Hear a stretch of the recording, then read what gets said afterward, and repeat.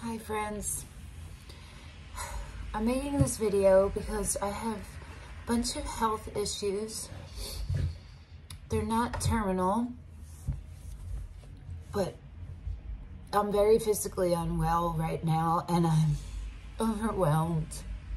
I'm trying to keep it together, but it's been challenging. So a lot of you know that in October of 2020, I had abdominal surgery to repair my diastasis or diastasis. I don't know how you say it. Rectites, when your abdominal wall muscles are apart. I walked around with that, as many of us have and still are doing, undiagnosed for 19 years. And because I walked around with that like that for so long, so when you have that, your abdominal muscles are separated, and so your internal organs push out, right? So a lot of people think they're fat, they have a belly pooch, they can't figure out what it is. But for me, this is what it was. I have an eating disorder.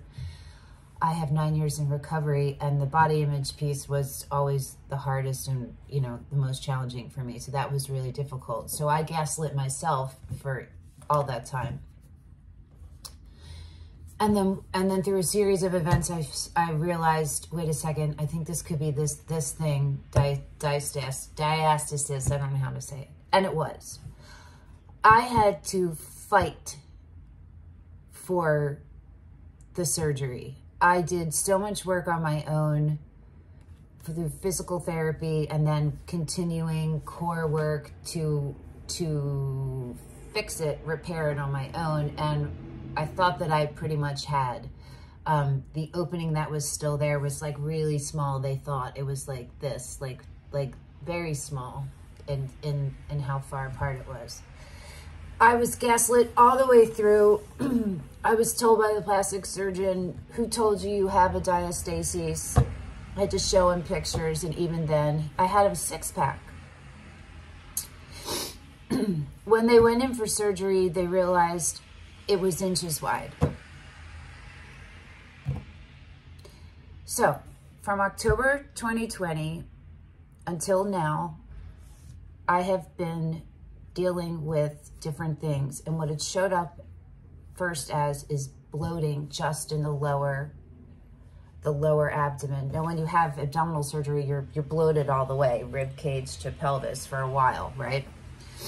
This went beyond. So this was April. I went back to the plastic surgeon and said, why do I look like this? Why do I still look like I did when I first was done surgery? And now it's just in the lower abdomen. I thought I had possibly reopened my umbilical hernia when from dancing on the pole. The first time I went back on the pole, I had been cleared and I waited months, and I went on and I did one thing. I pulled up and I felt this thing come apart. So I had a CT scan in April of 2021, and that showed that there was no fluid buildup, there was no reseparation, but they didn't say anything about the bloating.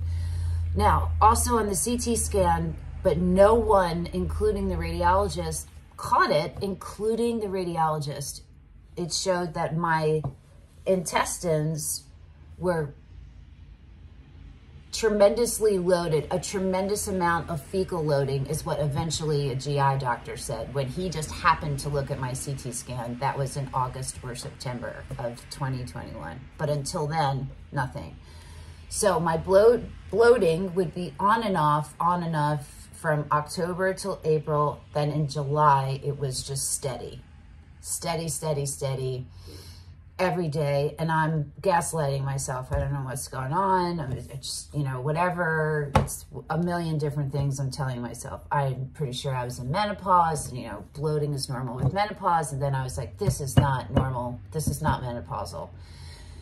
So after a couple of months of that on my own, I was like, okay, I'll reach out to my doctor. I went to my primary care doctor, and she's pretty great.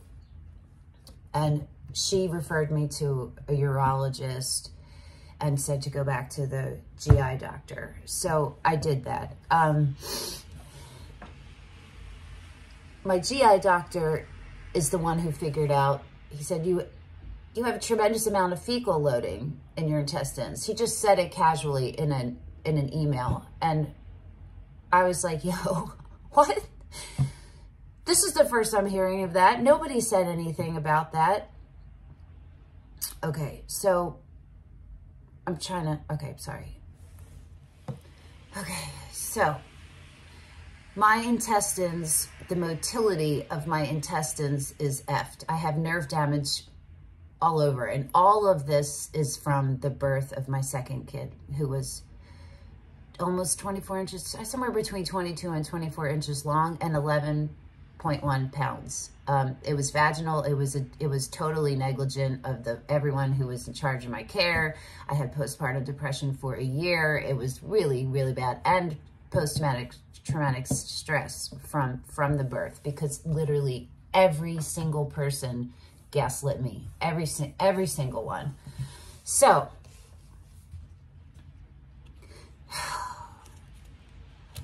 in 2014, my bladder and my urethra had prolapse, not all the way. So that a prolapse is when your organs are not in the place that they should be and they fall, right? So there's different grades, and 1 is like lower than where it should be. 2 is halfway to your hymen, and 3 is when it's past your hymen. Now, mine was probably 2 into 2. So that was fixed, and I used to leak urine and everything before that. So I hadn't leaked since 2014. Because my intestines were so loaded, I had been terrified that they were distended. It's pushed out. That was going to put disrepair on my cyst. It's called a cystocele. The urologist assured me that she did this huge workup. She said my cystocele was still fine. It was in repair still, and my urethra, everything, all of that was fine. She said, but that there was my rectum or my intestines were pushing on my bladder. So it was a fight back and forth between me and the whole care team of like figuring out what is going on. And I'm asking for an MRI and I'm asking for imaging. I also saw my OB/GYN during this time and had an abnormal pap smear for the first time in my life. That turned out to be precancerous cells. And I have a cyst on my right ovary that nobody cares about. It's still there. Nobody gives a fuck. Okay. Oh, sorry, this is just stressful.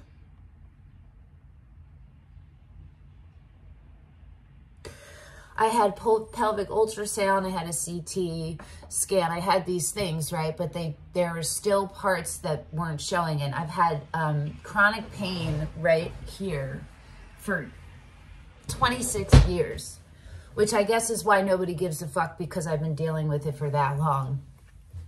But it's not right. It's not normal, right? So I'm still trying to figure this out. I'm fighting and fighting for testing and for answers. Nobody's giving me any.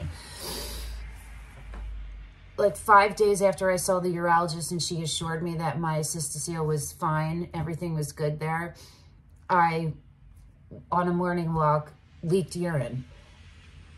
And when I came home, I put my fingers in there to see what was going on, and I felt a balloon, feels like a balloon, and I pushed it back up. So I messaged them and said, yo, this just happened, what is this?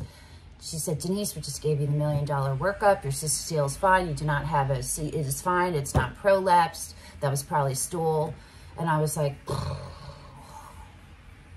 don't think stool feels like a balloon, and why would I feel that in my vagina? Why would stool be, so haven't gone back to her since the fall, right? So I just was focusing on GI. I finally got my GI doctor to give me a sigmoidoscopy, because that's literally my sigmoid colon it's distended. You can see it. You can see it. It's obvious. And in every report they write distended abdomen. It's not huge. It's not the size of a watermelon, but it is large, and it shouldn't be there. And that's the only thing that matters, right? I just want to take a second to say the reason why they all missed how inches wide my diastasis was, and I asked the plastic surgeon this after, I said, did you miss that because of all the work I did on my core? And he said yes.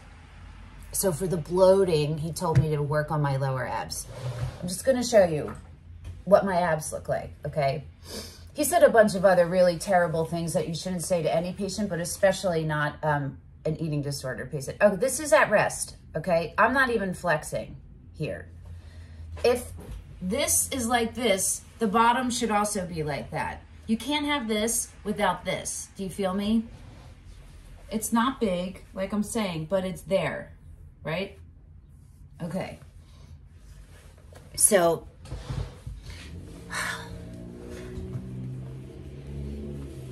something else okay. Part of how you treat fecal loading is laxatives. I am a recovering anorexic. I did not abuse laxatives, but that's not a road for me to go down. So everybody's been trying to figure out, how do we do this for her? They all prescribed laxatives and I said, no, I don't want to do that. I've been in acupuncture. That is the one thing that has helped the most. And I've been, again, in physical therapy. And that's helping somewhat. But, okay. So, what they do for you when you have fecal loading is a colonoscopy prep without the colonoscopy. I have had one a year before, so they told me I didn't need another one. I did 4 colonoscopy preps. If you don't know what that entails, you can Google it. If you know what it entails, you understand what I'm about to tell you.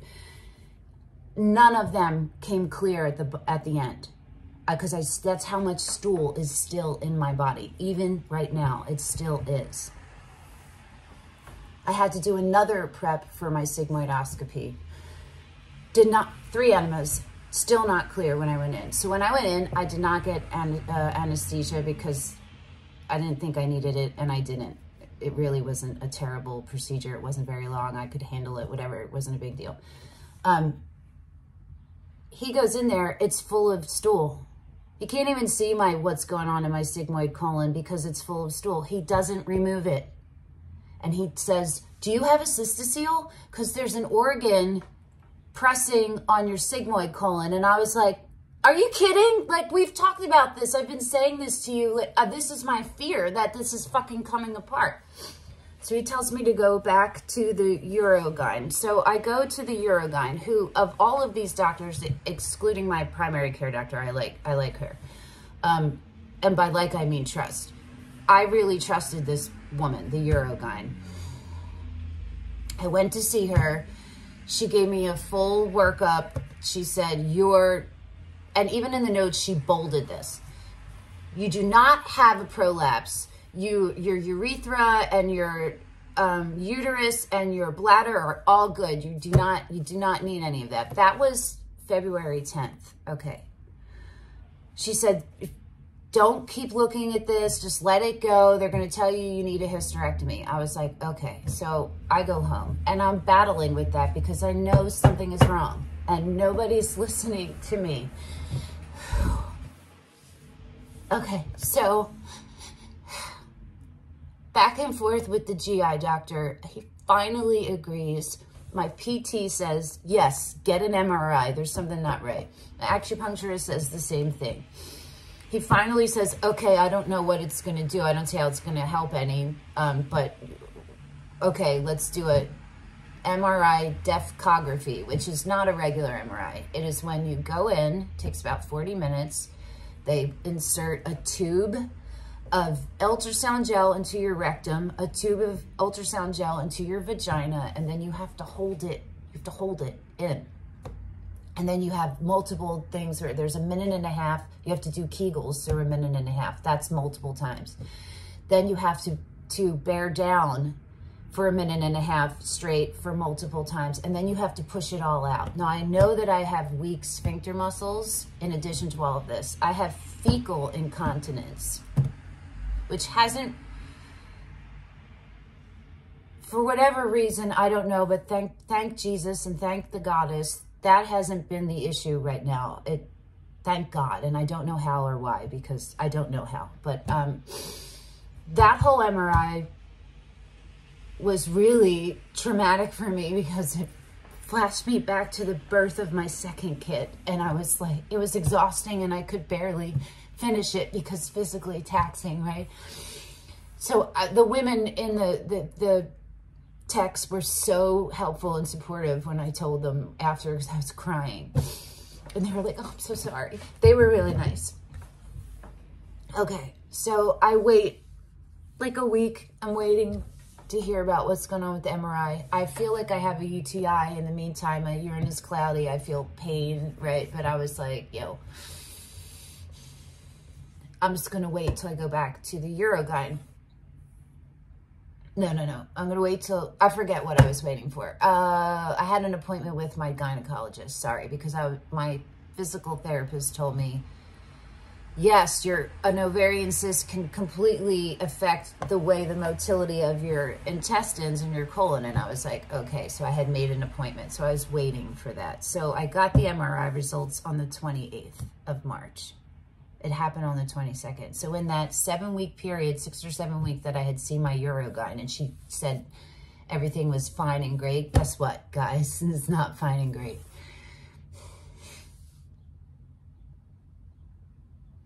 Okay.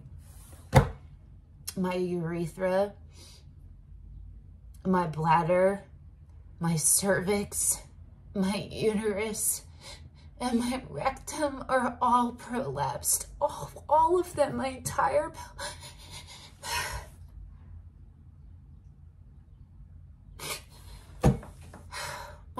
pelvic floor is prolapsed.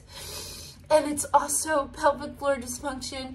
It's scarred. It's a mess. The results of that MRI were so traumatic too, because it is literally the fault of the midwife and the doctors from the birth of my second kid. And everyone back then told me I should sue, but I couldn't do it because I couldn't do it then. And now the statute of limitations, it was 21 years ago. It's too long. So my repair that they did came apart. My urethra is just hanging there. Part of it it's come apart. It feels like I have a tampon in all the time and it's in wrong. Again, also with just all the pressure, and I can't tell if I'm peeing on myself. I am now leaking again regularly, urine. Thankfully not stool, thank God, because that's really the worst. So the GI doctor blows me off in the results. There's a message. So we found a few interesting things. You have a mild cystocele, rectocele, blah, blah, blah. He goes, and scarring and this and that. And I don't know, it probably doesn't need surgery, but you might want to like follow up with Urogyne. And I'm like, are you fucking kidding me? Like, how are you so nonchalant about this? Okay, so I make an appointment with the Urogyne, who I had trusted, right? I canceled the gynecologist because she'll take care of all of that appointment, and I went there, and I thought, all right, there's definitely, I had felt like there was something wrong with my urethra before I had the MRI. I felt something, it felt weird, and so I took a mirror and I looked, which is what you're supposed to do, and I don't know what it looks like normally, but I've seen it before. I've seen my own before, and it looked very not right. And I thought, all right, I'll just wait until I see the Urogyne. And so I went in. They made me wait for like almost between 25 and 30 minutes. I was in there so long that when you go, you have to pee in a cup, right? I was in there so long that the results came back. Now, the hospital that I go to, they have a portal where you sign up and you get alerts immediately, test results and all that stuff, right? So I'm sitting there and I get the results back and waiting. I'm naked from the waist down. I'm sitting on the chuck, the whole thing. I Google on my phone the result, and it's this pH was like 8.5. And what it says is that's really rare for it to be that high. Everything else came back good except for that one thing. and that it's either kidney stones or like a terrible UTI. So I was like, okay, you know, I'll talk to her when she comes in. So eventually she comes in, and I'm just going to try to summarize this. I'm not going to go through every horrible thing that happened and things that she said because I'm filing a formal complaint against her. She comes in. She says, Denise, I saw your MRI, I saw the whole thing. You do not need surgery. I said, I don't need surgery. She said, no. My PT had seen the MRI results the day before, and she was like, yo, this is complex. So I should also mention that the grade of all of my prolapses right now are 1. So 3 is the worst, right? They're at 1, except for my bladder, which is borderline 2. Okay, but because there's 5, because my entire pelvic floor is a disaster, my PT was like, this is a complex case. You are probably going to need surgery. I'm not counting today as a visit because you only get a certain amount. I have Medicaid. Every insurance only gives you a certain amount, but my specific is really bad and really tough on this stuff. So she said, you're going to need surgery, and then you're going to need to come back to me after. And I was like, okay, she's great. Okay, so I'm like, what? What do you mean? So I said, okay, I don't understand how I don't need surgery, but what is the solution? What? So then what? Then what? And the urogynecologist said, I don't know. I said, you don't know? She said, no. I said, there's no plan. No. And I was like, so that went into a whole, because I could not understand that. It's outrageous that there's no plan. She didn't mention physical therapy. She didn't mention anything. Some of the things that she said, so what she said was, Denise, if I do surgery to you, you're going to be worse than you were now. That's all she kept saying. And I'm like, can you please explain to me why? Why? And why is there nothing I can do? And what she eventually, she said a bunch of things. One of the things she said was, I can't give you your 18-year-old body back. She told me, I'm just built different, and that this is just how it is. She told me that my GI doctor passed me off onto her because he didn't know what to do with me. She told me that it's a nerve and a muscle problem and to see a neurologist, which is what she told me before. And I said, I just saw you 6 weeks ago, correct? And she said, yeah. And I said, and you told me I didn't have any of this, right? And she said, yes. And I said, but now I have all of it. And she said, yes. And I was like, and this just happened in 6 weeks. So I said, can you give me a referral to the neurologist? You don't need a referral, just call them. I was like, okay. And then she said, they're not going to be able to do anything for you. I was like, you just said that that's what the issue, you think the issue was. They're all passing me off because it's complex and no one knows what the effing hell to do with me, right? So where I am now is I have a new urogyne that I'm going to see in a week. And I am actively, that night when I came home, she gave me a physical exam, the urogynecologist, and multiple things went wrong during that exam, and that's part of why I'm filing the complaint. I'm not going to talk about what she did. But when I came home that day, I'm bleeding. I was bleeding for hours, which has never happened to me from a physical exam ever. I'm in menopause. It's not, you know what I mean? I was bleeding, not a lot, but I was bleeding. And when I coughed, I peed all over myself. So now I'm actively leaking again. And that is where I am right now. I've had to like adjust and modify everything that I do. I don't know if I can ever go on the pole, like dance pole again. All of my exercising and stuff, I have to modify and just not do a lot of it. And it's just a lot. It's a lot to deal with. It's a lot to handle. And it feels pretty hopeless. They still didn't tell me what's on my sigmoid colon. They didn't say what that organ is, but I guess it's just one of the things that is falling out. There were other things in there about like adhesions and scarring, and it's awful. It's awful. So I am making this video because I am hoping that there are others of you out there who have gone through a complete pelvic floor prolapse. and have treatment and can tell me, because my uro-gyn told me there's nothing. There's nothing she didn't know. Oh, well, that's it. Oh, I forgot it. So for the UTI that I said, okay, what about the UTI? And she said, what do you mean? And I said, well, I just got the results back while I was waiting for you to come in. And she looked it up and she said, you're fine. And I said, even though I'm in pain, yeah, you're fine. I left there with no antibiotics. I don't know if I have a UTI or not. I don't know what, but, okay, so back, sorry about that. If anyone has gone through this, please DM me and let me know, share with me what worked for you, what didn't, what did it look like?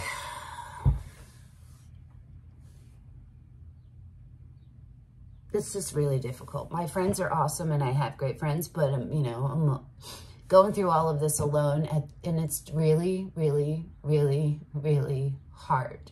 It's really hard. Okay, so I will give an update after my appointment next week with this women's health group that I have really good feelings about. My best friend, Sarah Bloom, posted on all of her social medias and compiled a list and emailed it to me of all of these people's responses. And multiple times this one group got, it's Axia Women's Health. This location is in King of Prussia, with one of the doctors actually replying too, which is why I chose them. So my urogyn was insisting that I wanted surgery, saying I insisted I wanted surgery, and it is not true. I'm not looking for surgery. I literally said that. I don't want surgery. What I want is a solution, and what I am insisting on is understanding why you're telling me there isn't one, because you're not giving me anything solid. You're just telling me I would be worse off. Do you feel me? Okay. All right. Thank you. Bye.